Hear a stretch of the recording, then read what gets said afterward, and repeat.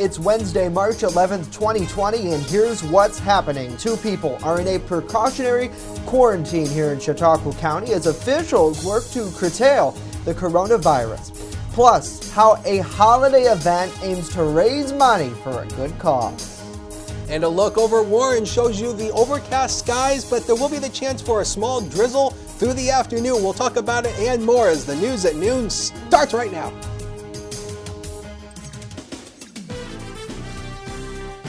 Live and on demand, this is WNY News Now. And thanks for joining us for WNY News Now. I'm Justin Gould. 2 people have been placed in a precautionary quarantine in Chautauqua County as health officials work to stop the spread of the coronavirus. Chautauqua County's Department of Health is reinforcing that the risk for infection by COVID-19, better known as novel coronavirus, remains low here. Meanwhile, influenza, also known as the flu, is still widespread. Joining us on the phone is Brianne Agate, an epidemiologist who studies the occurrence of disease and risk factors of disease within populations for county government. Brianne, thanks so much for being here. What is the current situation and response to the coronavirus in Chautauqua County? So right now we don't have any cases of the COVID-19 or the novel coronavirus in our county. We currently have 2 people in precautionary quarantine. And what that means is that person does not have any symptoms, but they have potentially gone to an affected high-risk travel area that's listed on the CDC's website, or they could have, been in an area like a mass gathering with somebody who's positive but far away, if that makes sense. And we do not have anybody in what has now been dubbed mandatory quarantine by the state. So that would be your higher risk individuals who are symptomatic and have had that travel, or who have been in close contact with a positive case. Anybody who has tested positive for the coronavirus would be placed into mandatory isolation, and we do not have anybody in that situation right now either. Now, what is the risk level of seeing the virus here like we have seen in places in downstate New York? Sure. Well, at this point, what we can do is speculate. We do expect that this will be more widespread at some point. The state and the federal government have been working very hard to contain the virus. And I think we've done a pretty good job of that so far. But as you know, in eastern New York State, they are starting to see some spread. They're working very hard to contain that in that area, especially Westchester County. Could we see a case here? Absolutely. Are we going to do everything we can to try to contain it? Yes. Is there need to panic at this point? I would say no. Now, how can the public help contain the spread of coronavirus? And it seems like there's a lot of concerns out there for people. What should we do? So if you have had any international travel that you might be concerned about, or even travel to areas of the state that you might be concerned about, there is the helpline that anybody can call in the New York State Department of Health, and I can get you that number here real quick. I believe it's 1-888-364-3065. So if you have any questions, feel free to contact that hotline. But we would also like individuals to really focus on precautionary guidelines like washing hands, not touching your face. That's a really hard one, by the way. Containing your cough, so covering your cough with a tissue or into your elbow. Disinfecting surfaces and staying home if you're sick. Those are the big things that people can do to really prevent the spread or getting the coronavirus. Now, if someone is sick or they feel that they might be infected, is there a way that they can tell the difference between the flu and coronavirus? It's a little tricky. Some of the symptoms are the same. What they're really focusing on with the coronavirus in terms of symptoms are a cough, shortness of breath, and fever. Those are the 3 main symptoms. We also see runny nose, but it doesn't seem to be quite as prevalent as the other 3. With the flu, you're more likely to have all of those things, but also fatigue, weakness in your joints and muscles, chills, those kinds of things. So anything that's like body aches, we're not necessarily seeing that with this new virus. if you are experiencing these symptoms and you have underlying health conditions, you want to make sure you reach out to your healthcare provider and they can provide you with that best guidance. We are seeing more severe cases among people who are elderly or who have underlying illnesses. So if you have any of those conditions, a good idea to contact your provider if you're experiencing symptoms that might be related to this disease. All right, Breanne, thank you so much for joining us today on the broadcast. And to learn more about the virus and for updates from county officials, we have a link with important information at WNYNewsNow.com. And of course, we'll continue to follow this story for updates. Well, Wegmans is now limiting the purchase of certain high-demand products to help ensure their availability to customers. The grocery store chain says items like rubbing alcohol, alcohol wipes, prep pads, and hydrogen peroxide now have a limit of 3 each per order. All Wegmans disinfecting wipes, 75 count, all Clorox disinfectant wipes, all Lysol disinfectant wipes, Wegmans towelettes, 40 count, and Wegmans water, both 35 and 24 packs, are now also limited to 2 items per each order. The family pack of Wegmans bath tissue and the family pack of Wegmans soft bath tissue are both limited to 1 each per order. Wegmans says shopping trends are currently mimicking that leading up to a major weather event. The company is also additionally seeing an increase in its e-commerce business and expects that demand will continue to grow. Well, in other news, a City of Jamestown woman was arrested and charged for allegedly driving while under the influence of drugs following a traffic stop yesterday. Jamestown police say that 31-year-old Stephanie Delahoy was pulled over in the area of East 2nd and East 5th Streets for an alleged traffic violation. Now, officers allege that Delahoy was found in possession of a quantity of methamphetamine and hydrocodone pills. Additionally, police say her 4-year-old daughter and another 5-year-old was in the vehicle at the time of that stop. Delahoy was taken into police custody and charged. Police did not report if the children remained under her care. Well, in addition to an improved driving surface, I-90 will see numerous safety upgrades such as a guardrail and replacement and ditch clearing, part of new work that's scheduled to begin right now. Lane closures and minimal delays are anticipated through the duration of that road work. Motorists can find scheduled lane road closures before traveling on the Thruway's website and by using a free mobile app. In total, the project will cost around $20 million. The entire project is expected to be completed by the end of July. Certainly some good news for drivers in our area because, as we all know, potholes, and especially when you're going high speeds on the highway, are not friends of our vehicles. Hopefully everybody is having a good day. We thank so much for joining us here on WNY News Now. Gotta say hello to Helen. Hopefully you're doing well. Good afternoon to Renee. Good afternoon to David, Rod, and Joe. Hopefully you're all doing well. Renee, we have full documentation on the coronavirus for the number that you're looking for at WNYNewsNow.com.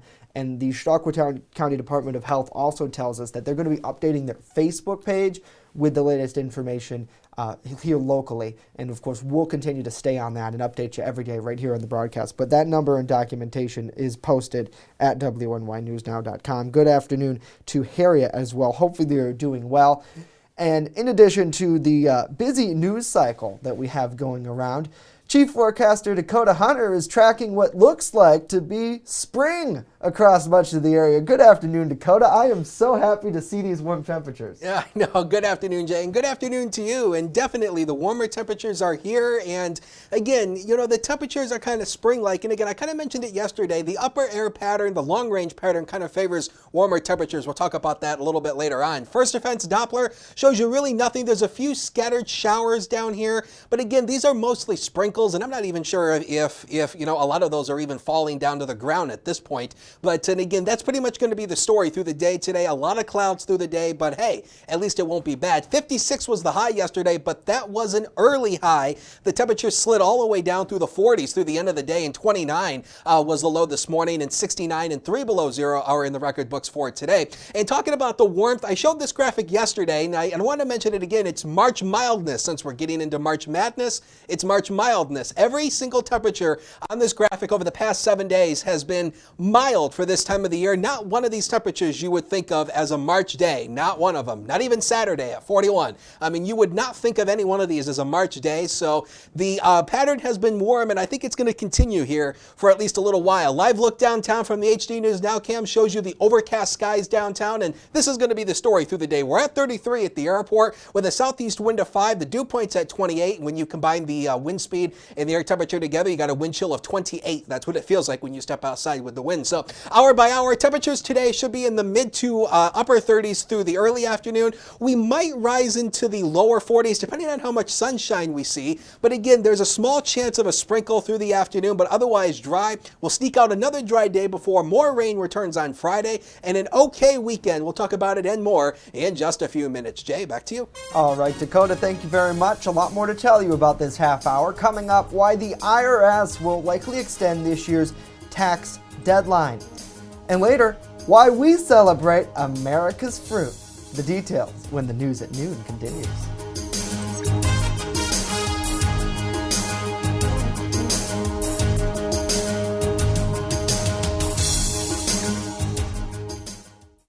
With coverage that matters. This is WNY News Now.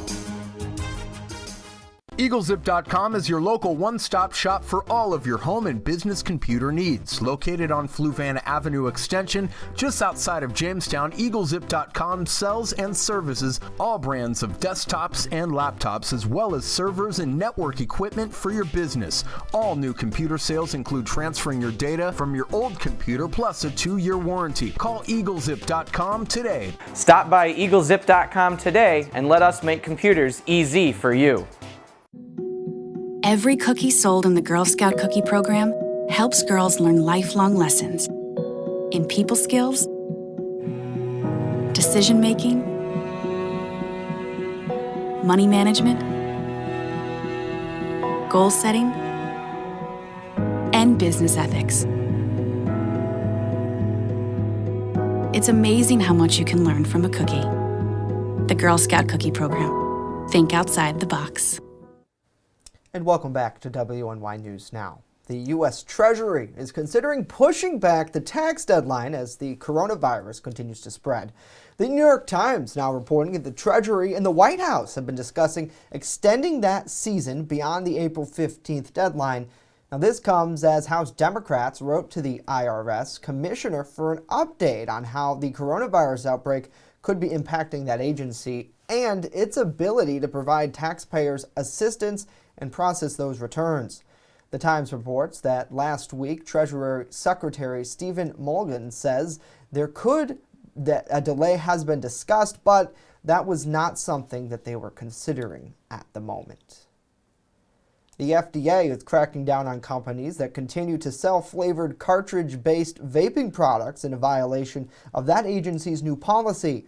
The policy took effect back in February. It prioritized enforcement actions against cartridge-based vaping products in vaping flavors other than tobacco and menthol. The FDA sent out 22 warning letters to companies that make and sell vaping cigarettes. Those companies include both online retailers and brick-and-mortar businesses like gas stations and convenience stores. The companies have to respond within 15 days after getting a letter. The FDA says a top priority is protecting young people from the dangers of tobacco use, especially regarding e-cigarettes. Will ever wonder what makes our metabolism tick? In today's Health Minute, Meredith Wood explains how our bodies burn energy. Who has the faster metabolism, the bigger person or the thinner person? Well, if you guess the thinner person, you would be wrong. In fact, the bigger your body, the more calories you're burning. That's because your metabolism has to work more in order to keep the body functioning and provide basic energy. That's referred to as your basal or your resting metabolic rate. Have you ever tried to lose weight and the first 10 or so pounds come off much faster than the rest? That's because as you lose mass, your metabolism doesn't need to work as hard as it did 10 pounds ago. Of course, this is a general explanation of how many calories your body is burning at rest. Several other things come into play, like your body composition. Lean mass, which includes muscle, burns calories faster than fat. So the more muscle you have, the more calories you're burning. And of course, we can't forget physical activity. Everything from walking to sprinting takes energy, helping us torch those calories. For today's Health Minute, I'm Meredith Wood. All right, Meredith, thank you very much for that report. Well, today is a day to celebrate an icon from American history. It's National Johnny Appleseed Day. Now, he may seem fictitious, but he was a real guy. Born John Chapman back in 1774, the nomad often walked barefoot across the nation, planting trees and pears. March 11th is National Johnny Appleseed Day because it's the start of the planting season. It's also celebrated on his birthday, which is September 26th. Now, Dakota, here's a fun fact. The apples that he planted were too bitter to eat. Instead, they were used to make cider, which was a safe alternative to drinking water on the frontier. You can mark the day by enjoying a delicious apple. You can have some cider, hard cider, and don't forget to post the hashtag National Johnny Appleseed Day. I'm enjoying an apple right now. Me too. There's an apple. I just had to make that I joke. prefer you not touch my phone amid the current public health situation. Okay. I have a lot of things I can say on that, but Dakota and I actually got into a really good conversation. I think it was healthy for us to talk about this morning. Sometimes the national media makes this a little bigger than it seems. Yeah. Certainly, we should be health officials telling us in the interview that we just aired on this broadcast moments ago. Got to be careful and proactive, but certainly the fear is the thing that nobody wants to spread. Right. It's not something where you should be anxious about. You should still go out and do your grocery shopping, go to parks. You should still live your life. I mean, but be mindful that sanitation is important. And you know what's crazy? I know Facebook memes are a whole nother world. Yeah. But it is a world. And when you're looking through, there's all these things where people are like, whoa, people just starting to wash their hands. But in seriousness, there are some people out there who don't wash their hands. Yeah. I'm surprised they're still alive. Like, for real. Like, you have to clean yourself. And corporate here, we have signs now that are reminding us to use hand sanitizer before we come in as a courtesy to us and to our business. And I mean, we use computers and keyboards all the time, shared spaces. Yeah. So certainly if you're sick, stay home. And to me, that seemed like a pretty basic thing anyways. You think it'd be common sense, but not really. I guess what they say, common sense is always missing with the general public. So now with that comment, I've just gotten myself in trouble. No, but sometimes it is though. And sometimes we're so, like for myself, like I just do things that I don't always think about. Let us know what you think about in the comments below. We love hearing from you. Got to say hello to Kay, hello to Katie. Hopefully you're doing well. Tina, hopefully you're having a good day. Thanks for joining us here. Love to see you on the broadcast.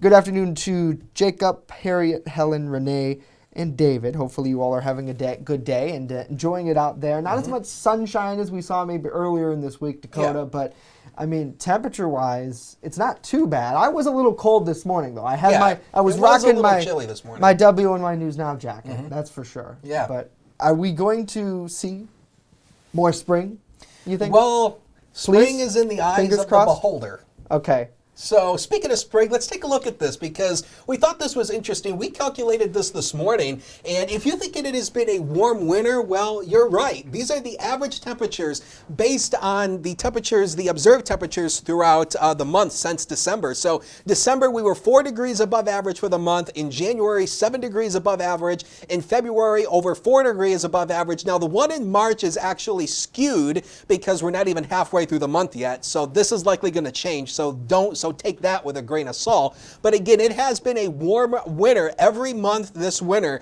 has been above average when you combine all the observed high temperatures together and compare them to where we should have been for the date. So it definitely was warm. And it was warm yesterday, but this was early in the day. 56 was the high in Jamestown, but that was like 2 in the morning. Most of the day was spent in the 40s as that cold front moved through. 62 was the official high yesterday in Dunkirk, 63 over in Erie, and 52 in Olean. But again, all of those were early morning highs. Most of the day was spent in the 40s for most of the area. Right now, we're at 33 here in town, 37 in Mayville at the essentially We're at essentially, near the lake in Dunkirk, 38, 35 in Clymer. So again, all the temperatures are kind of seasonable for this time of the year. But again, it's still feeling a little bit like winter plus spring kind of combined together. So let's take you through the zone forecast quickly here for today. Temperatures near the Lake Erie shoreline, mid to upper 40s here, more clouds than sun. And again, the Lake Erie water temperature currently at 35 degrees off the coast of Buffalo. That's why there's no ice on the lake. It's just too warm. You can't have ice when the temperature is above freezing.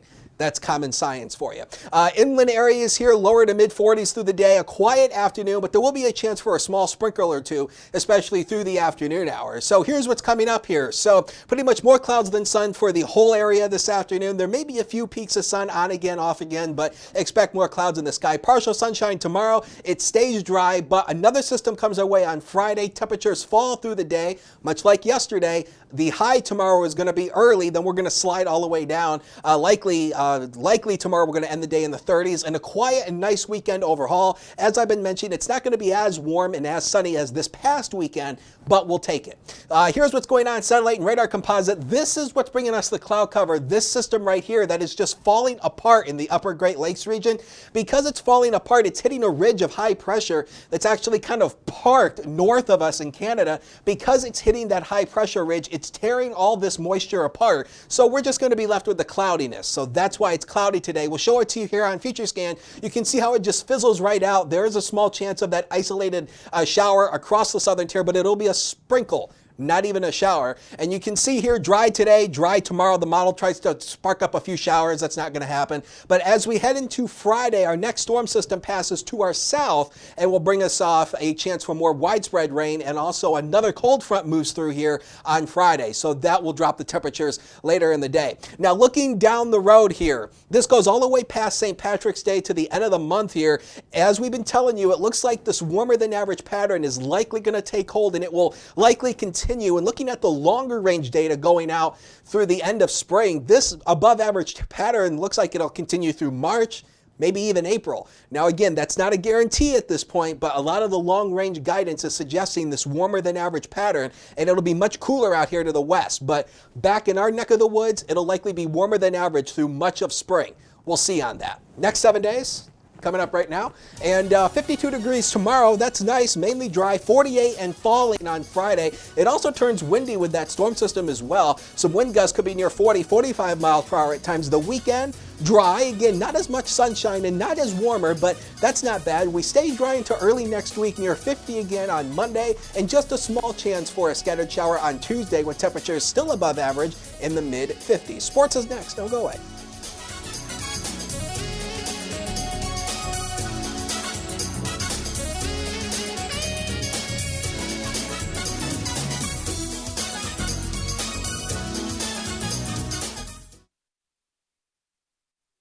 Speaking up for what's right.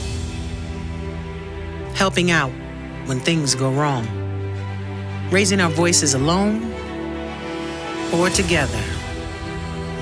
Not just breaking news, but breaking barriers.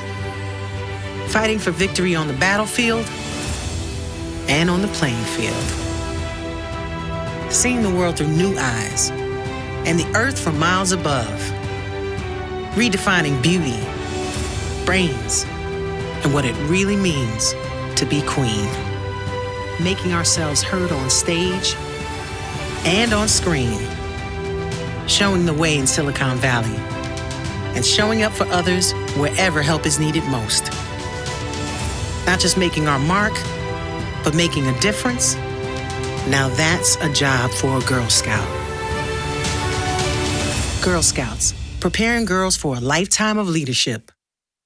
You're watching WNY News Now, your source for breaking news. There's an old saying, there's no news in the newsroom. Well, it's true. The time I spend at the anchor desk is just part of my day. Most of our time is spent gathering stories in the community, stories that matter to you. We can't do it alone, and we need your help. When you see breaking news or have a news tip we should know about, drop us a line on Facebook today, email our news desk, or call our newsroom at 488-7226 so we can bring those stories straight back to you. You're watching WNY News Now, where coverage comes first. WNY Sports Now is powered by Phone Zone of Jamestown. With the largest inventory around, we buy and sell our own merchandise at a price that can't be beat. Have a broken screen? We'll fix it. Learn more at phonezoneshop.com.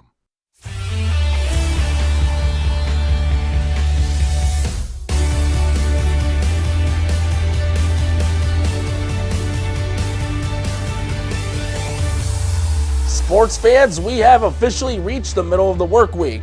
Welcome back to WNY News Now. I'm Norm Rodriguez with a look at sports. The Randolph Cardinals varsity boys basketball team's 20-game winning streak was snapped on Tuesday night as they fell 60-32 to the Middle Early College Cats at Buffalo State. Jamon Jones led the way for the Cats with a game-high 22 points. Jaden Kottman was the only other Cats player to hit double figures with 13 points scored. In the losing effort, Tyler Hind was the only Randolph player to crack double figures in scoring, finishing with 13 in his final high school game. With the victory, Middle Early College will advance to the Far West Regionals on Saturday against the winner in Section 5. Including the regular season, the Cats have an 18-6 record and are on a 4-game winning streak. The JCC Jayhawks baseball team kicked off their 2020 regular season Tuesday on the road versus Gannon University. JCC wound up losing the game 4-1, surrendering 4 unanswered runs after taking a 1-0 lead going into the bottom of the 7th. Jayhawks left fielder Billy Harmon drove in the team's only run of the game. The team will return to action on March 21st for a road doubleheader against Community College of Allegheny County. With a 1:05 first pitch this afternoon, the New York Yankees will continue their spring training in which they will take on the Miami Marlins. New York is coming off a 4-2 loss versus the Toronto Blue Jays Tuesday. Meanwhile, Miami won 3-2 over the Washington Nationals Tuesday.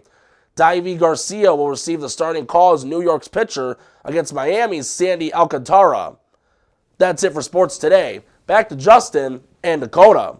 All right, Norm, thank you very much. Well, the Chautauqua Children's Safety Education Village is gearing up to celebrate St. Patrick's Day later this month with a community celebration and fundraiser. Center officials say on Saturday, March 21st, they're hosting a St. Patrick's Day party at Chautauqua Suites in Mayville. Dakota, the event is dubbed the Sham Rock and Roll Celebration, and it'll feature a DJ, food, dancing, basket raffles, games, drink specials, and a whole lot more. So our St. Patrick's Day celebration is really a fun night that will raise funds for us and for our safety education programming. So we provide a lot of traffic safety, fire safety, bike safety programs that are here at the facility, among others. And to keep the costs low to the community, we raise funds throughout the year. Now, tickets are $40 per person and include entry into several cash jackpots. They can be purchased online at childrensafetyvillage.com/shamrock. So certainly a great event, and as the executive director there in a phone conversation earlier today talked with us, they have so many different programs that they try to offer kids with the goal of education. Traffic safety, things like that, and fire safety, which is a big one because as a small child, 3, 4, 5 years old, sometimes you don't, they're so afraid, especially when some stranger in a hat and a mask comes into their house in the middle of the night to rescue them in a fire situation or something like that. So they really try to bridge that gap. Certainly local fire departments go to schools as well, but this is just another opportunity for kids to gain that knowledge. Sham Rock and Roll. Yeah, it's a pretty cool name. They do a good job in marketing up there. So I look forward to that event. Hopefully everybody is having a good day and enjoying yourselves out there because it's feeling like spring. I mean, I a little chillier this morning. Like you said, the definition of spring is in varies. the eyes of the beholder. Yeah, it varies for sure. Now, speaking of children and fires, do they still do the little window decal stickers? Yes. For like you know, the firefighters will let them know that a child is in the room. Yes. Okay, because I had one on my bedroom window, multiple bedroom windows. Yeah. I lived in multiple houses when I was a kid. That's, you know, we moved around a lot. And I think in every bedroom window I had when I was a kid, I think my window always had the sticker on it. I think we always put the sticker there. And, it's still good. I mean, to have things like that, just to let people know that this is the bedroom and this is where people could be sleeping, especially in the middle of the night. Because a lot of times some of the fires that get called in are called in by neighbors or things like that. And the people inside don't always know that something like that's happening. Or a passerby, like, somebody driving. And especially sheriff cars, when they're out on patrol, they do a great job of communicating that, as they patrol the area. It's not necessarily just them looking for crime, but for anything that might be in disarray, so certainly. Well, that's going to do it for us today. Of course, news continues 24/7 at WNYNewsNow.com. We leave you with this beautiful shot over Chautauqua Lake. We'll be back tomorrow. Hope to see you then.